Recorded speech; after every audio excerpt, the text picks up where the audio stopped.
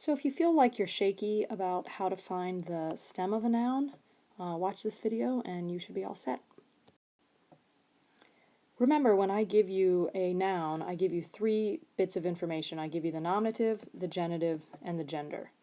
In order to find the stem or the base of a noun, you go to the genitive form and you take off the genitive ending. So you obviously have to remember that in the first declension that genitive ending is AE, in the second it's I, the third it's IS, in the fourth it is a long US, and in the fifth it is an EI.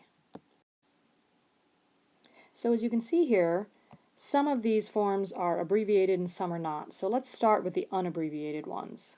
And let's look at augmen, augmenus. So the genitive ending is IS, so if you were to look for the stem, it would be augmin, A-G-M-I-N. So notice that there's a different spelling there between augmen and augmin. So you will only use augmen in the nominative singular. In this case it's neuter, so you'll also use it in the accusative singular, but everywhere else the stem upon which you will place the endings will be agmin with an I. Dace, dae is a fifth declension noun, so to find the stem, it's going to be the letter D, the 2 letters di, and then you'll add the endings onto that.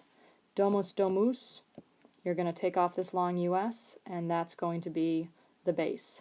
Aphigies, aphigiei, this is fifth declension again, so you take off both the E and the I. So make sure you look at the whole noun and you don't think, oh, the I is the second declension ending. That EI is the fifth declension ending, so the stem is ephigi. Furfurus, here we go, we take off the IS, and the stem is going to be FUR.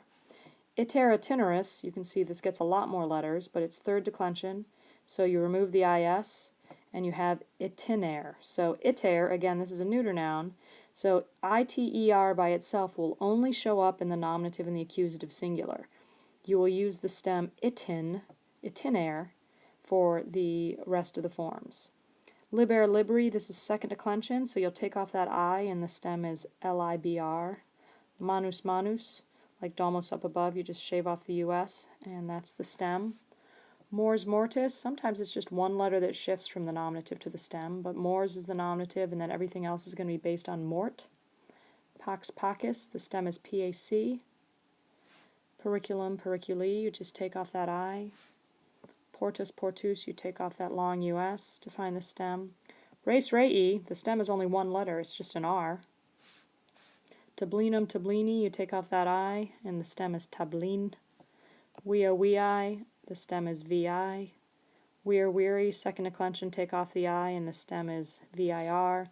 And then woolnus, woolnerus, you take off the IS, and the stem is woolner. And that's where you're going to add the endings. In the cases where there are abbreviations, I haven't written the whole thing out, you can use common sense. Generally speaking, with US second declension nouns, the I just replaces the US. So if I wrote this out, it would be amicus, amici, but you can make an educated guess that the stem is going to be amic. Same thing down here with this abbreviated form, hasta, hastai. The AE in the genitive just basically takes the place of the A, so if you take off the A, the stem is hast.